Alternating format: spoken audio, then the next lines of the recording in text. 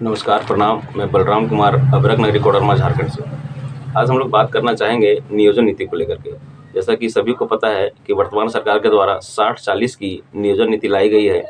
60-40 का मतलब समझने के लिए हमें कुछ बातों पर विचार करना पड़ेगा।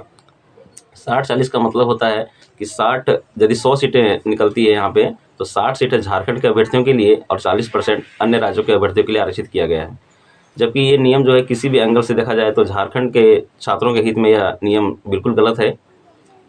क्योंकि और भी स्टेट है भारत में, जैसे उड़ीसा हो गया, छत्तीसगढ़, महाराष्ट्र, बंगाल, बिहार, उनका नियोजन पॉलिसी देखा जाए तो उनमें स्पष्ट लिखा रहता है कि 90% सीटें वहाँ के अभ्यर्थियों के लिए आरक्षित है, बाकी 10% में आप वहाँ फॉर्म भर सकते हैं। ठीक उसी प्रकार यहाँ के भी जो जेएसएसयू झारखंड स्टेट स्टूडेंट यूनियन है, उनका भी मांग यही है कि यहाँ भी 90-10 की नीति लाया जाए और 60-40 की नीति को रद्द कर दिया जाए। इसके लिए आप आए दिन देखते होंगे रास्ते में, सड़क में लोग छात्र विरोध प्रदर्शन कर रहे हैं, बहुत जगह लाठियाँ खा रहे हैं, बहुत सारे लोगों को डिटेन भी किया जा रहा है। तो अपनी मांगों को रखने के लिए यदि छात्र अभ्यर्थी यदि रास्ते पर उतरेंगे तो फिर एक उस राज्य के लिए कहीं ना कहीं ये दुर्भाग्य का बात है कि छात्र नौकरी पाने के लिए और रास्ते पर भटक रहे हैं, लाठियां खा रहे हैं, डिटेन किया जा रहा है। जो छात्रों की जो मुख्य मांगे हैं उसमें से प्रथम मुख्य मांगे है कि आप जो फॉर्म भरते हैं उस फॉर्म में आप एक कॉलम जोड़ा जाए जिसमें आवासीय प्रमाण पत्र या जाति प्रमाण पत्र का क्रमांक संख्या मांगा जाए।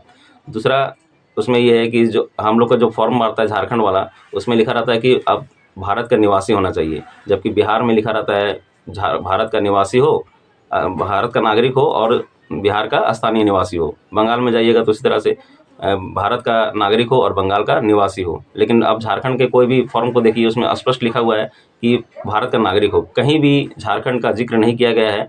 अतः सरकार से मांग रहेगी कि एक कॉलम उसमें जोड़ा जाए कि वो झारखंड का स्थानीय निवासी हो, भारत का नागरिक हो, साथ ही साथ झारखंड का स्थानीय निवासी हो।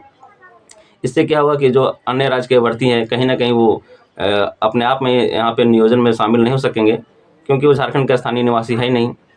और तीसरी मांग है कि जो पेपर लीक नियम निरोधक नियमावली बनाया जाए, ताकि जो पेपर का जो बेचा जाता है 14 लाख 15 लाख में, और जो मेहनत करने वाले अभ्यर्थी है कहीं ना कहीं वो पिछड़ जाते हैं। अतः इस तरह से नियम लाया जाए जिस तरह से उत्तराखंड में नियम है, गुजरात में नियम है कि अगर यदि कोई भी पेपर लीक में पकड़ाता है तो 1 करोड़ का जुर्माना और 10 साल की सज़ा का प्रावधान किया गया है।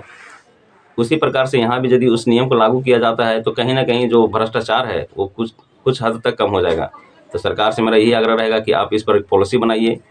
बाकी विदा लेना चाहेंगे। नमस्कार, प्रणाम रहेगा। जय झारखंड, जौहर झारखंड रहेगा।